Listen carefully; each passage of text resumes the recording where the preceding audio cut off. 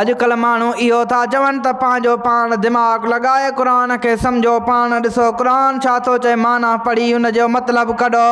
पर मुंहिंजे रसूलुल्लाह सल्लल्लाहु अलैहि वसल्लम खां हज़रत जंदुब बिन अब्दुल्लाह रिवायत कनि था मुंहिंजे हबीब फरमाया मन क़ाल फिल क़ुरान बिराइही जेको पंहिंजो दिमाग़ हलाए क़ुरान जो मतिलबु कढंदो मां मोहम्मद मुस्तफ़ा फरमाया थो फ़क़द अख़्ता चाहे जो उहो सही मतिलब बि कढे पोइ बि उहो गुनाहगार थींदो उनखे गुनाह थींदो।